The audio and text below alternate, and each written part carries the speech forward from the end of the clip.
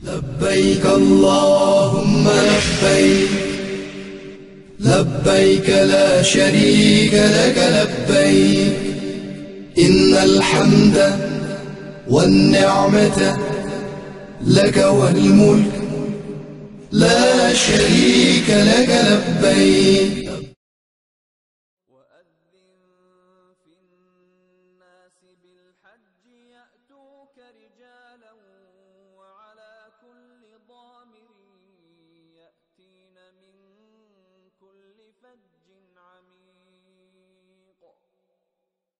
اور تم لوگوں میں حج کا اعلان کر دو، لوگ تیرے پاس پیدل اور سواریوں پر دور دراز علاقوں سے آئیں گے. لبیک اللہم لبیک. قریباً 4,500 سال پہلے اللہ تعالیٰ کے حکم پر حضرت ابراہیم علیہ السلام کی پکار کے جواب میں لوگ دین و دنیا کی بھلائی اور رب کائنات کی خوشنودی حاصل کرنے دنیا کے کونے کونے سے مکہ معظمہ کی طرف کھینچے چلے آتے ہیں.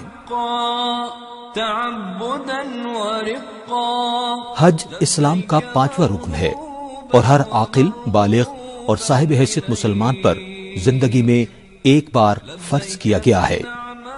نبی کریم صلی اللہ علیہ وآلہ وسلم نے اپنی زندگی کا واحد حج 10 ہجری میں کم و بیش 1.25 لاکھ صحابہ اکرام کے ساتھ ادا کیا، جسے حجۃ الوداع کے نام سے جانا جاتا ہے. مناسک حج اور انتظامی امور سے آگاہی. درخواست کی کامیابی کے فوراً بعد عازمین حج کو چاہیے کہ وہ مناسک حج اور دیگر انتظامی امور سے آگاہی حاصل کرنے کے لیے وزارت مذہبی امور کے حاجی کیمپوں کے ذریعے ہونے والی تربیتی ورکشاپس کے ساتھ ساتھ تربیتی کتابچوں، حج دستاویزی فلم، ٹیلی ویژن کے پروگراموں اور اپنے علاقوں میں موجود مستند علماء کرام سے رابطہ رکھیں. کہیں ایسا نہ ہو کہ بغیر تربیت اور علم کے آپ کا یہ مبارک سفر اپنے اور دوسروں کے لیے زحمت اور پریشانی کا باعث بن جائے. سفر حج کی تیاری. حج پر روانہ ہونے سے پہلے رقم یعنی سعودی ریال کے انتظام کے علاوہ حاجی کیمپ سے سفری دستاویزات یعنی پاسپورٹ، ٹکٹ، شناختی لاکٹ وغیرہ بھی حاصل کر لیں. پاسپورٹ، ویزے اور ٹکٹ کی فوٹو کاپی بھی احتیاطاً اپنے ساتھ رکھیں. دیگر سامان ضرورت میں مردوں کے لیے 2 احرام، ایک احرام کے بیلٹ، مضبوط اور آرام دہ سینڈل اور چپل جس سے پاؤں کے اوپر ابری ہوئی ہڈی ننگی رہے. خواتین کے لیے 2 عدد عبایا، بمیں سکارف، آرام دہ جوتے وغیرہ شامل ہیں. روزمرہ استعمال کے 4 جوڑے کپڑے اور عام جوتا، حرم میں جوتے رکھنے کے لیے ڈوری والا چھوٹا تھیلا، پانی کی بوتل، مسواک، برش اور پیسٹ، سوئی دھاگا، دھوپ سے بچاؤ کے لیے چھتری، دستی بیگ جس میں احرام، پاسپورٹ اور ادویات وغیرہ رکھے جا سکیں. اضافی نظر کی اینک، بڑا سوٹ کیس یا بیگ جس کا وزن سامان سمیت کسی صورت 30 کلو گرام سے زیادہ نہ ہو، بصورت دیگر جرمانہ ہو سکتا ہے. سامان پر نام لکھنے کے لیے بڑا مارکر، باندھنے کے لیے رسی، خشک خوراک مثلا چنے، بسکٹ وغیرہ. وزارت نے گزشتہ سال تمام حجاج کو مینا روانگی سے قبل سفری جائے نماز، چٹائی، چھوٹا تکیہ اور کمبل کے تحائف دیے تھے. اس سال بھی عازمین حج کو تاکید کی جاتی ہے کہ یہ چیزیں پاکستان سے لے کر نہ جائیں. ممنوعہ اشیاء. سعودی عرب میں ہر قسم کی منشیات مثلا چرس، افیون، ہیروئن ممنوع ہے، اور اگر کسی کے سامان سے برآمد ہو جائے تو نہایت کڑی سزائیں یا سزائے موت دی جاتی ہے. لہذا عازمین حج کو ہدایت کی جاتی ہے کہ وہ کسی کا دیا ہوا سامان اپنے ہمراہ نہ لے کر جائیں اور اپنے سامان کو بھی تالا لگا کر اپنی نظروں کے سامنے حفاظت سے رکھیں. طبی معائنہ اور ویکسینیشن. متعلقہ حاجی کیمپ میں اپنا طبی معائنہ کروائیں، اور اگر آپ کچھ مخصوص ادویات مسلسل استعمال کر رہے ہیں تو اس کا اندراج علاج کی کتاب میں کروائیں اور اس کی مناسب تعداد حاجی کیمپ سے پیک کروا کر اپنے ہمراہ لازمی لے جائیں. پولیو ویکسین اور گردن توڑ بخار سے بچاؤ کا ٹیکہ لگوا کر ویکسینیشن کارڈ میں اس کا اندراج لازمی کروائیں. یہ کارڈ سعودی عرب آمد کے موقع پر چیک کیا جا سکتا ہے. حج مشکل اور جسمانی مشقت والی عبادت ہے، لہذا روزانہ پیدل چلنے کی مشق کریں۔ عبادت میں یکسوئی کے لیے کم اور سادہ غذا کی عادت ڈالیں۔ شناخت: تمام عازمین حج اپنے سوٹ کیس یا بیگ پر شناخت کے لیے اپنا نام، پاسپورٹ، فون، بلڈنگ اور مکتب کے نمبر واضح انداز میں لکھیں اور بیگ کے اندر بھی کسی چٹ پر لکھ کر رکھیں تاکہ گمشدہ سامان ملنے کی صورت میں شعبہ گمشدگی و بازیابی آپ سے رابطہ کر سکے۔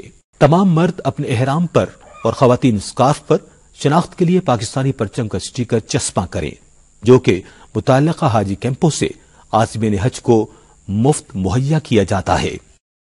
خواتین سعودی عرب میں قیام کے دوران عبایا لازمی پہنے، کانچ کی چوڑیاں اور اونچی ہیل والے جوتے ساتھ لے کر مت جائیں۔ تمام عازمین حج کو ہدایت کی جاتی ہے کہ اپنے مکتب کے کارڈ اور شناختی لاکٹ ہر وقت پہنے رکھیں، یہ آپ کے پاسپورٹ کا نعم البدل ہیں۔ راستہ بھولنے کی صورت میں معاونین حجاج ان کی مدد سے آپ کی درست رہنمائی کر سکیں گے۔ احرام باندھنے سے پہلے: احرام باندھنے سے قبل ناخن تراشنا، غیر ضروری بال صاف کرنا اور غسل کرنا سنت ہے۔ ممکن ہو تو بدن پر خوشبو لگائیں۔ مردوں کا احرام صرف 2 سادہ چادریں ہیں، ایک تہبند کی طرح ناف سے اوپر باندھ کر لٹکا لیں، مضبوطی کے لیے بیلٹ بھی باندھ لیں اور دوسری چادر اوپر اوڑھ لیں۔ خواتین کا احرام عام لباس کے اوپر عبایا اور اسکارف ہے جس سے سر کے بال بھی ڈھکے ہوئے ہوں، صرف ہاتھ اور چہرہ کھلا ہونا چاہیے۔ اگر مکروہ وقت نہ ہو تو 2 رکعت نفل برائے احرام ادا کریں اور عمرے کی نیت کرتے ہوئے خواتین دھیمی آواز میں جبکہ مرد اونچی آواز میں 3 بار تلبیہ پکاریں۔ لبیک اللہم لبیک لبیک لا شریک لک لبیک ان الحمد والنعمت لک والملک لا شریک لک۔ حاضر ہوں اے اللہ، میں حاضر ہوں، میں حاضر ہوں، تیرا کوئی شریک نہیں، میں حاضر ہوں، بے شک حمد تیرے ہی لائق ہے، ساری نعمتیں تیری ہی دی ہوئی ہیں اور بادشاہی تیری ہی ہے، تیرا کوئی شریک نہیں۔ تلبیہ پکارنے کے ساتھ ہی احرام کی پابندیاں آپ پر لازم ہو جائیں گی، مثلا شکار کرنا یا شکار میں مدد کرنا، درخت، گھاس، پودے کاٹنا، جو وغیرہ مارنا، ناخن یا جسم کے بال کاٹنا، خوشبو کا استعمال، ازدواجی تعلقات، مردوں کے لیے سلا ہوا کپڑا اور ٹوپی وغیرہ پہننا، بند جوتے اور موزے پہننا وغیرہ، یہ سب کام حالت احرام میں ممنوع ہیں۔ ان کی خلاف ورزی گناہ ہے اور کفارے کے لیے بعض صورتوں میں بدنا یا صدقہ ادا کرنا واجب ہوتا ہے۔ گھر سے ایئرپورٹ کے لیے روانگی: سرکاری اسکیم کے تحت روانہ ہونے والے عازمین حج وزارت مذہبی امور کی ہدایات کے مطابق یا اپنی پرواز کی روانگی سے کم از کم 4 گھنٹے قبل اپنے گھر سے براہ راست ایئرپورٹ پہنچیں گے۔ جو عازمین حج اپنے متعلقہ حاجی کیمپ میں مقیم ہوں ان کے لیے ایئرپورٹ جانے کے لیے بسوں کا انتظام ہوگا۔ اگرچہ ایئرپورٹ کے لاؤنج میں احرام باندھنے کی سہولت موجود ہوتی ہے، تاہم رش سے بچنے کے لیے جدہ روانہ ہونے والے عازمین حج کو ہدایت کی جاتی ہے کہ وہ اپنے گھروں یا حاجی کیمپوں سے ہی احرام باندھ کر ایئرپورٹ پہنچیں۔ تاہم احرام کی نیت اور 2 نفل گھر یا ایئرپورٹ جہاں آسانی میسر ہو پڑھ لے۔ براہ راست مدینہ منورہ پرواز والے عازمین حج سادہ کپڑوں میں ہی ایئرپورٹ پہنچیں گے اور مدینہ قیام کے بعد مکہ مکرمہ روانگی کے وقت احرام باندھیں گے۔ سامان کی بکنگ اور بورڈنگ کارڈ کا حصول: ایئرپورٹ کی عمارت میں داخل ہونے کے بعد کسٹم حکام آپ کا سامان چیک کریں گے۔ چیکنگ سے فارغ ہونے کے بعد اپنی متعلقہ پرواز کے کاؤنٹر پر اپنا سامان جمع کروا کر ٹیگ اور بورڈنگ کارڈ حاصل کر لیں۔ ایمبارکیشن سٹیکرز اور شناختی ٹیگ کا دوسرا حصہ اپنے پاس سنبھال کر رکھیں، کیونکہ اس کے بغیر آپ کو سعودی ایئرپورٹ سے سامان نہیں ملے گا۔ اب آپ اپنے دستی سامان کے ہمراہ امیگریشن کاؤنٹر سے گزر کر مسافروں کی انتظار گاہ میں پہنچ جائیں گے۔ اگر ابھی تک احرام کی نیت نہیں کی تو یہاں موجود مسجد میں 2 نوافل ادا کر کے احرام کی نیت کر لیں، کیونکہ جہاز میں وضو کرنا یا احرام تبدیل کرنا انتہائی مشکل امر ہے۔ جب جہاز میں جانے کا اعلان ہو تو قطار بنا کر جہاز کی جانب روانہ ہو۔ جہاز میں اپنی سیٹ کے اوپر موجود خانے میں اپنا دستی بیگ رکھ کر اطمینان سے بیٹھیں اور عملے کی ہدایات کو غور سے سنیں اور اس کے مطابق عمل کریں۔ دوران پرواز ذکر، اذکار اور تلبیہ پکارتے رہیں۔ جدہ یا مدینہ منورہ ایئرپورٹ۔ جدہ یا مدینہ منورہ ایئرپورٹ پر لینڈ کرتے ہی آپ سب سے پہلے سعودی امیگریشن کاؤنٹر پر پہنچیں گے۔ یہاں سعودی حکام آپ کے پاسپورٹ چیک کرنے کے بعد داخلے کی مہر لگائیں گے۔ اس عمل میں کافی وقت صرف ہو سکتا ہے۔ امیگریشن سے فارغ ہو کر مخصوص راستوں سے ہوتے ہوئے آپ ایک بڑے ہال میں پہنچیں گے۔ سعودی حکام کی رہنمائی میں یہیں سے آپ کو اپنا سامان ملے گا، جو آپ کی آمد کے ساتھ ہی کنویئر بیلٹ کے ذریعے اس سال کے بیرون حصے میں پہنچا دیا جاتا ہے۔ اپنا سامان وصول کرنے کے بعد آپ کو سعودی کسٹمز کے عملے سے واسطہ پڑے گا۔ سامان کی چیکنگ کے دوران کسٹمز کے عملے کو مطمئن کیے بغیر کوئی بھی مسافر ایئرپورٹ سے باہر نہیں جا سکتا۔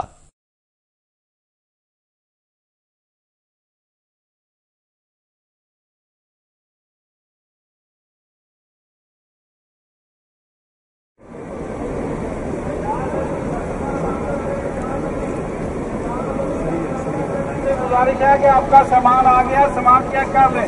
اگر آپ کا سامان آ گیا تو اٹھا کر اپنے پاس رکھ لیں، اپنا سامان پورا کر لیں۔ اس ہال سے باہر نکلنے پر سبز جیکٹ اور ٹوپی پہنے پاکستان حج مشن کے معاونین آپ کو خوش آمدید کہیں گے اور آپ کو بسوں کی انتظار گاہ تک پہنچائیں گے۔ تمام بسیں پرواز، مکتب اور بلڈنگ کی ترتیب کے لحاظ سے روانہ ہوں گی، لہذا اپنی باری کا انتظار کریں اور ان تمام مراحل کو صبر و تحمل اور خندہ پیشانی سے طے کریں۔ قطار بنا کر بسوں میں سوار ہوں اور اس بات کا اطمینان کر لیں کہ آپ کا سامان بھی اسی بس میں لوڈ کر دیا گیا ہے۔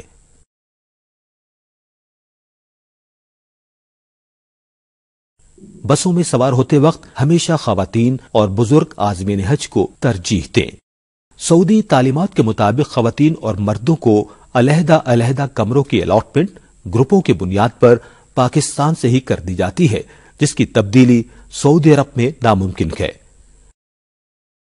رہائش گاہوں پر موجود معاونین آپ کی مختص رہائش پر پہنچانے میں آپ کی مدد کریں گے۔ مناسب ہوگا کہ اپنے کمرے میں سامان رکھنے کے بعد حرم کی طرف روانہ ہونے سے پہلے کچھ دیر آرام کر لیں، ورنہ تھکاوٹ کی وجہ سے عبادت کو لطف نہیں آئے گا۔ حرم کی طرف روانہ ہونے سے قبل اپنے گلے کے لاکٹ اور مکتب کے کارڈ ضرور ہمراہ رکھیں، جبکہ اپنے بلڈنگ اور علاقے کا نام، پتہ، فون نمبر لکھ کر اپنے پاس بھی رکھ لیں۔ حرم میں داخل ہوتے وقت گیٹ کا نام اور نمبر یاد رکھیں۔ پہلا عمرہ۔ عمرے کے 2 فرائض ہیں: احرام باندھ کر نیت کرنا اور تلبیہ پکارنا اور طواف کرنا، یعنی بیت اللہ کے گرد 7 چکر لگانا۔ عمرے کے 2 واجبات تھے: صفا و مروہ کی سعی کرنا اور حلق یا قصر کرنا۔ سنت کے مطابق حرم پاک میں داخل ہوں اور خانہ کعبہ پر پہلی نظر پڑتے ہی ہاتھ اٹھا کر خوب دعائیں مانگیں، کیونکہ یہ دعاؤں کی قبولیت کا خاص موقع ہے۔ اس کے بعد حجر اسود کی سیدھ میں آئیں، جس کی نشاندہی سبز ٹیوب لائٹ کے ذریعے بھی کی گئی ہے۔ یہاں تلبیہ پکارنا بند کر دیں۔ مرد احرام کی اوپر والی چادر سیدھے ہاتھ کی بغل سے نکال کر بائیں کندھے پر ڈال دیں، یوں ان کا دایاں کندھا کھلا ہو جائے گا۔ اسے استوا کہا جاتا ہے۔ یہاں کھڑے ہو کر خانہ کعبہ کی طرف منہ کر کے طواف کی نیت کریں۔ اے اللہ، میں آپ کی رضا کے لیے عمرے کے طواف کی نیت کرتا یا کرتی ہوں، اسے میرے لیے آسان فرما دیجئے اور قبول فرما لیجئے۔ اس کے بعد بسم اللہ اللہ اکبر کہتے ہوئے حجر اسود کی طرف ہتھیلیاں کر کے چوم لیں۔ اسے حجر اسود کا استلام کہا جاتا ہے۔ اس کے بعد طواف شروع کریں اور دوران طواف مسنون دعائیں زبانی یا دیکھ کر پڑھیں۔ ربنا آتنا في الدنيا حسنة وفي الآخرة حسنة وقنا عذاب النار۔ یہ دعا رکن یمانی اور حجر اسود کے درمیان پڑھنا سنت ہے۔ نیت طواف یا دیگر مقامات پر پڑھی جانے والی دعاؤں کے عربی الفاظ اگر یاد نہ ہو تو جو بھی دل میں آئے مانگے، جس زبان میں جی چاہے مانگے۔ آپ کو خانہ کعبہ کے گرد 7 چکر پورے کرنے ہیں اور ہر چکر کے بعد استلام کرنا ہے۔ صرف پہلے 3 چکروں میں سینہ تان کر تیز تیز چلیں گے، جسے رمل کہا جاتا ہے۔ طواف کے بعد 2 رکعت نماز واجب الطواف مقام ابراہیم کی سیٹ میں ادا کریں گے۔ اگر یہاں موقع نہ ملے تو یہ حرم میں کہیں بھی ادا ہو سکتے ہیں۔ مطاف کے چاروں طرف ٹھنڈے اور سادہ زمزم کے نلکے اور کولر لگے ہوئے ہیں۔ قبلہ رخ کھڑے ہو کر جی بھر کے زمزم پئیں اور خوب دعائیں مانگیں۔ زمزم پینے کے بعد صفا پہاڑی کی طرف سعی کے لیے روانہ ہو جائیں، جس کی نشاندہی کے لیے عربی اور اردو میں بورڈ لگائے گئے ہیں۔ صفا کی طرف جاتے ہوئے حجر اسود کا استلام کرنا سنت ہے۔ صفا و مروہ کی سعی۔ صفا پہنچ کر آپ سعی کی نیت کریں اور مروہ کی طرف چلیں۔ راستے میں جہاں سبز لائٹ شروع ہو تو وہاں سے مرد اس وقت تک بھاگے جب تک سبز لائٹ ختم نہ ہو جائے، تاہم خواتین اپنی معمول کی رفتار سے چلیں۔ مروہ تک پہنچ کر آپ کا 1 چکر مکمل ہو جائے گا۔ یہاں قبلہ رو ہو کر خوب دعائیں مانگنے کے بعد دوبارہ صفا کی طرف روانہ ہوں۔ سبز لائٹوں کے درمیان بھاگ کر اور باقی مقام سے معمول کی رفتار سے چل کر آپ دوبارہ صفا پہنچ جائیں گے۔ اس طرح آپ کے 2 چکر مکمل ہو جائیں گے۔ اسی طرح 7 چکروں کے بعد آپ کی سعی مروہ پر مکمل ہوگی۔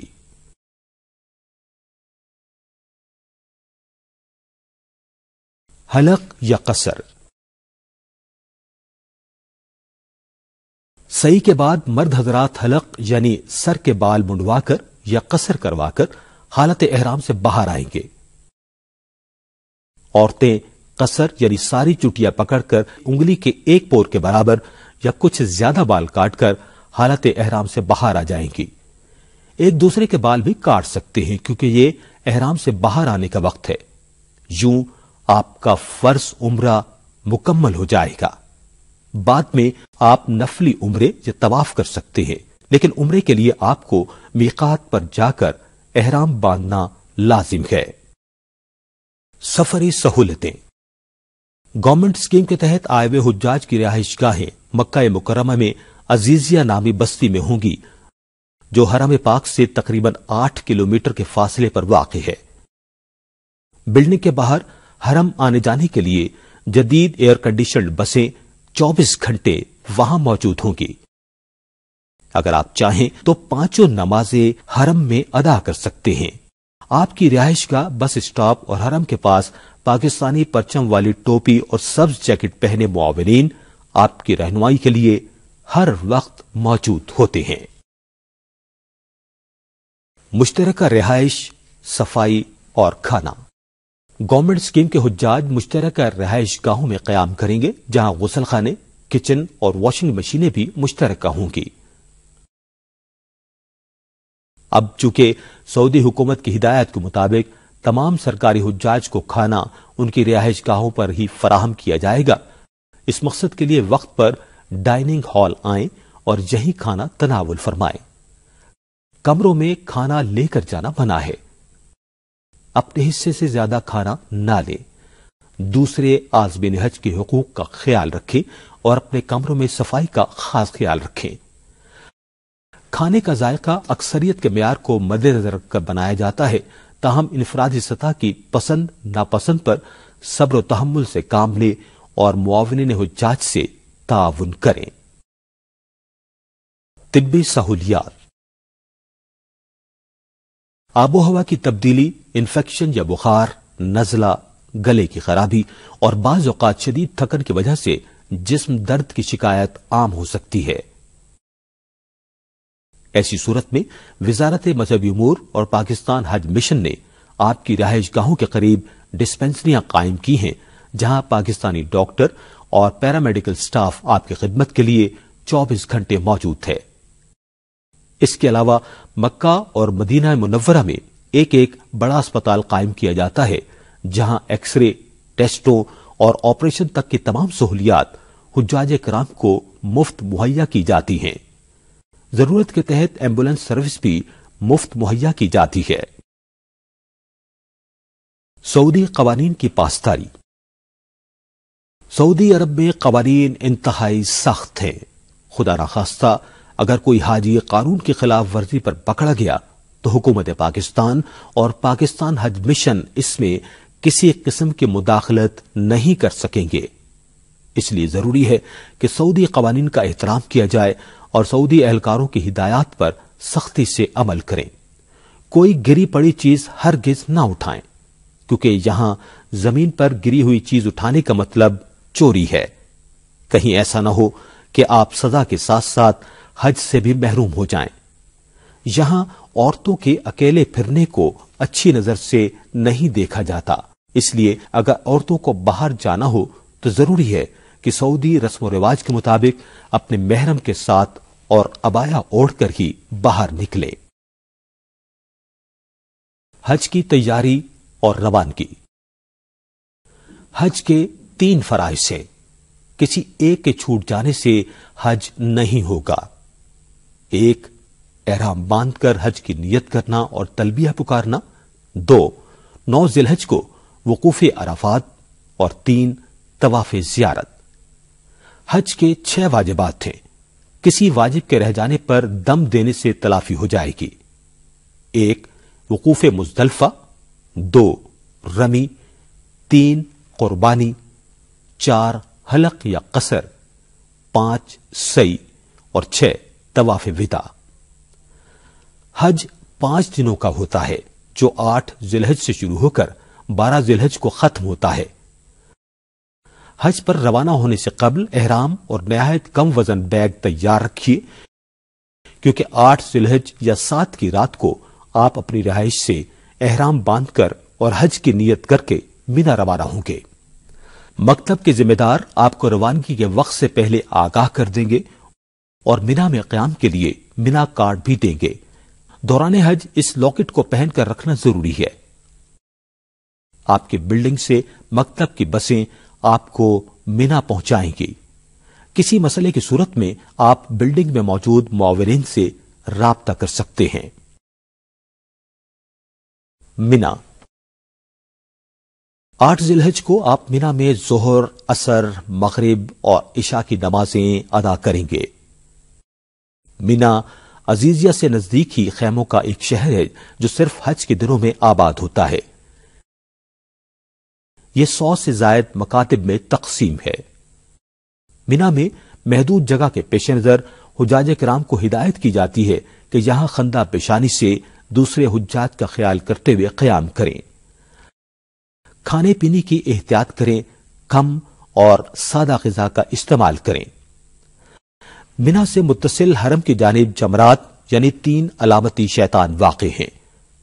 مینا سے مسجد حرام تک مخصوص سرنگوں کے ذریعے پیدل راستہ تقریباً 8 کلومیٹر بنتا ہے۔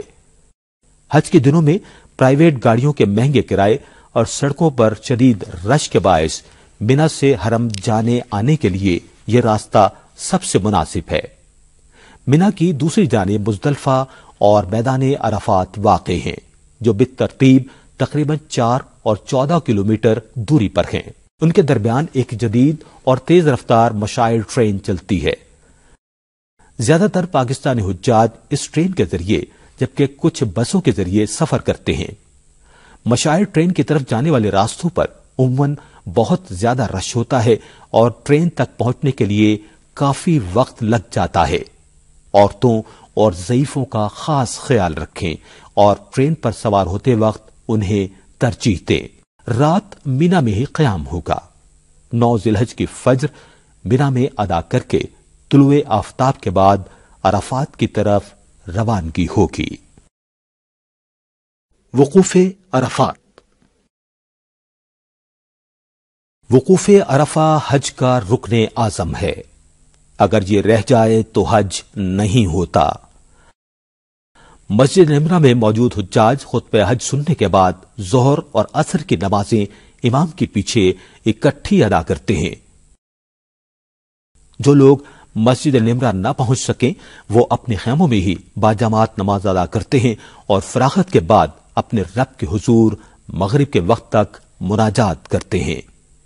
یہ دن گناہوں اور خطا کی معافی کا دن ہے، ساتھ ہی ساتھ یہ حشر کے میدان میں اللہ کے سامنے حاضری کی یاد دلانے کا ذریعہ بھی ہے۔ غروب آفتاب مکمل ہوتے ہی تمام حاجی مزدلفہ کی طرف روانہ ہو جاتے ہیں۔ حجاج کے لیے لازم ہے کہ وہ اپنے گروپ کے ساتھ اور مکتب کے نمائندوں کی ہدایات کے مطابق دیے گئے وقت پر ہی روانہ ہوں تاکہ کسی بھی مشکل سے بچا جا سکے۔ وقوف مزدلفہ۔ مزدلفہ پہنچ کر حجاج مغرب اور عشاء کی نمازیں اکٹھی ادا کرنے کے بعد شیطانوں کو مارنے کے لیے کم از کم 70 عدد کنکریاں اکٹھی کرتے ہیں اور رات یہیں قیام اور آرام کرتے ہیں، کیونکہ اگلا دن بھی نہایت مشقت طلب ہوتا ہے۔ حجاج صبح نماز فجر ادا کرنے کے بعد پھر دعاؤں میں مشغول ہو جاتے ہیں اور وقوف مزدلفہ مکمل کر کے طلوع آفتاب کے بعد مینا کی طرف کوچ کرتے ہیں۔ مینا پہنچنے کے بعد اپنے خیموں میں تشریف لے جائیں اور فالتو سامان وہاں رکھنے کے بعد رمی کے لیے جمرات کی طرف روانہ ہوں۔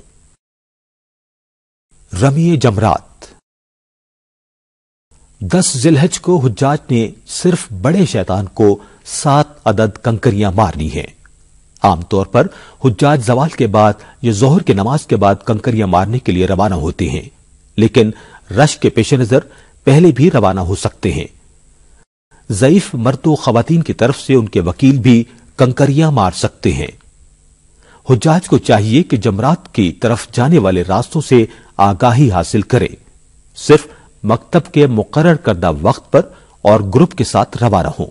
گم جانے کی صورت میں پاکستانی پرچم تھامے معاونین حجاج یا سعودی اہلکاروں سے رہنمائی حاصل کریں۔ قربانی۔ کنکریاں مارنے کے بعد حجاج سنت ابراہیمی کے تحت قربانی کرتے ہیں۔ لاکھوں حجاج کے لیے قربانی خود کرنا یا قربان گاہ تک جانا بہت دشوار ہوتا ہے۔ جو حجاج اپنے ہاتھ سے سعودی محکموں کے ذریعے قربانی کے پیسے جمع کروانا چاہیں ان کی سہولت کے لیے حرم کے نزدیک قربانی کے کوپن حاصل کرنے کے لیے جگہ جگہ بوتھ بھی قائم ہیں۔ حجاج کرام کو چاہیے کہ جب تک قربانی کا وقت نہ آ جائے اس وقت تک حلق یا قصر نہ کروائیں اور احرام ہی میں رہیں۔ حلق، قصر اور طواف زیارت۔ قربانی کے بعد حجاج حلق یا قصر کروا کر احرام کھول کر غسل کرتے ہیں اور سادہ کپڑے پہن لیتے ہیں اور پھر حج کے آخری فرض طواف زیارت کے لیے حرم روانہ ہوتے ہیں۔ طواف زیارت کے بعد حجاج فریضہ حج کے ایک بڑے حصے سے فارغ ہو جاتے ہیں، لیکن ان کا قیام ابھی مینا ہی میں ہوگا۔ 11، 12 اور 13 ذی الحج کی رمی۔ 11 ذی الحج کو تینوں شیطانوں کو 7 کنکریاں مارنے کے بعد حجاج کا قیام مینا میں ہوتا ہے۔ البتہ 12 ذی الحج کو دوبارہ تینوں شیطانوں کو 7 کنکریاں مارنے کے بعد حجاج یا تو مکتب کی ہدایت کے مطابق غروب آفتاب سے قبل مینا سے نکل کر اپنی رہائش گاہ واپس آ جائیں یا پھر اگلے دن یعنی 13 ذوالحج کو بھی رمی کرنے کے بعد مینا سے روانہ ہوں۔ مینا سے واپس آنے کے بعد حج کے تمام مناسک ختم ہو جاتے ہیں۔ طواف وداع۔ مکہ مکرمہ چھوڑنے اور اپنے وطن روانہ ہونے سے پہلے حجاج اپنا آخری طواف یعنی طواف وداع کرتے ہیں، جو کہ واجب ہے۔ تاہم طواف وداع حیض و نفاس والی خواتین کو معاف ہے۔ حجاج کعبے کا منظر آخری بار آنکھوں میں قید کرتے اور اللہ تعالی سے دوبارہ حاضری کی التجاؤں کے ساتھ کعبے سے رخصت ہو جاتے ہیں۔ مدینہ منورہ کی حاضری۔ محمد کا روزہ قریب۔ مدینہ منورہ میں روضہ رسول صلی اللہ علیہ وآلہ وسلم پر حاضری حج کا رکن تو نہیں، لیکن عاشقان مصطفیٰ کے لیے یہ سفر بہت بڑی سعادت ہے۔ سرکاری اسکیم کے عازمین حج مدینہ منورہ روانگی کے شیڈول کے بارے میں معاونین حجاج کے ذریعے دفتر مدینہ روانگی سے آگاہی حاصل کریں اور اس پر سختی سے عمل کریں۔ جو حجاج قبل از حج مدینہ منورہ نہیں گئے تھے، وہ اپنی پاکستان روانگی سے تقریباً 10 دن قبل روضہ رسول صلی اللہ علیہ وآلہ وسلم پر حاضری اور دیگر زیارات کے لیے مدینہ منورہ روانہ کر دیے جاتے ہیں۔ مدینہ منورہ پہنچ کر غسل کے بعد بہترین کپڑے زیب تن کر کے درود پاک کا ورد کرتے ہوئے مسجد نبوی صلی اللہ علیہ وآلہ وسلم تشریف لے جائیں اور 2 رکعت نماز نفل شکرانہ کے بعد باب السلام کے راستے روضہ رسول صلی اللہ علیہ وآلہ وسلم پر حاضری دیں کہ اللہ تعالی نے آپ کو 2 جہانوں کے سردار کے دربار میں حاضری کی توفیق بخشی۔ مدینہ منورہ اور خصوصاً مسجد نبوی صلی اللہ علیہ وآلہ وسلم میں آداب حاضری کا خاص خیال رکھیں۔ ریاض الجنہ جس کی نشاندہی سبز قالینوں کے ذریعے کی گئی ہے، من نوافل اور دعا کا خصوصی اہتمام کریں۔ مدینہ منورہ کی دیگر زیارات میں جنت البقیع، مسجد قباء، مسجد قبلتین، مسجد جمعہ، غزوہ احد اور خندق کے مقامات وغیرہ شامل ہیں۔ بہتر ہے کہ کھجور اور دوسری اشیاء کی خریداری مدینہ منورہ سے کر لیں، تاہم حجاز مقدس میں اپنے قیام کو قیمتی بنائیں اور بازاروں اور مارکیٹوں میں زیادہ وقت گزارنے سے پرہیز کریں۔ اگر سامان وزن کی مقررہ حد سے زائد ہو گیا ہو تو ایئر لائن کو اضافی کرایہ ادا کرنا پڑے گا۔ یاد رکھنے کی اہم باتیں۔ سعودی عرب میں قیام کے دوران ہمیشہ اپنے گروپ کے ساتھ رہیں اور کھو جانے کی صورت میں اپنے موبائل فون یا معاونین حجاج کے ذریعے مدد حاصل کریں۔ یاد رہے کہ موبائل فون کا بیجا استعمال نہ کریں۔ حرم پاک کے تقدس کے پیش نظر یہاں اونچی آواز میں باتیں کرنے، موبائل سے تصاویر یا سیلفی بنانے سے پرہیز کریں۔ بہت ضعیف اور معذور افراد پاکستان سے ہی ویل چیئر کا بندوبست کر لیں اور کم رش والے اوقات یا متبادل جگہوں یعنی طواف، سعی اور رمی کے لیے اوپری منزلوں کا انتخاب کریں۔ مشاعر ٹرین پر سوار ہونے کے لیے مخصوص لفٹوں کا استعمال کریں اور درست رہنمائی کے لیے وہاں موجود سعودی حکام، پاکستانی معاونین حجاج اور رضاکاروں سے رابطہ کریں۔ سعودی عرب میں قیام کے دوران صفائی کا خاص خیال رکھیں۔ مقدس شہروں کے گلی کوچوں اور سڑکوں پر کھانے پینے کی اشیاء، خالی بوتلیں، کچرا وغیرہ پھینکنے اور جگہ جگہ تھوکنے سے اجتناب کریں۔ ہمیشہ کوڑے دان کا استعمال کریں۔ جدید مغربی طرز کے باتھ رومز کا استعمال سیکھ اور سمجھ کر جائیں۔ غلط طریقے استعمال سے آپ کے کپڑے بھی ناپاک ہو سکتے ہیں اور چوٹ بھی لگ سکتی ہے۔ باتھ رومز کے استعمال کے بعد صفائی کا خاص خیال رکھیں اور اپنے مسلمان بھائیوں کے لیے پریشانی کا باعث نہ بنے۔ اپنے ساتھ کم سے کم سامان رکھیں۔ مشروبات اور چھتری کا استعمال لازمی کریں۔ نظم و ضبط، ایثار و قربانی اور عجز و انکساری کا مظاہرہ کریں اور اپنے ملک کی عزت اور وقار کا خیال رکھیں۔ کسی بھی ہنگامی حالت میں گھبراہٹ کے شکار ہونے کے بجائے آہستہ آہستہ متاثرہ جگہ سے دور ہو جائیں۔ مدد کے لیے اسکرین پر دیے گئے ایمرجنسی فون نمبر پر رابطہ کریں اور کسی بھی صورت میں دھکم پہ نہ کریں۔ چونکہ ایسا کرنے سے کسی کمزور یا ضعیف کی جان بھی جا سکتی ہے، لہذا دوسرے عازمین حج کا خیال رکھیں۔ یاد رہے کسی مسلمان کی عزت و حرمت کو اللہ کے آخری نبی صلی اللہ علیہ وآلہ وسلم نے کعبۃ اللہ کی حرمت سے برتر قرار دیا ہے۔ اللہ تعالی تمام عازمین حج کی عبادات اور حج کو قبول فرمائے، آمین ثم آمین۔ لبيك إله الحق لبيك،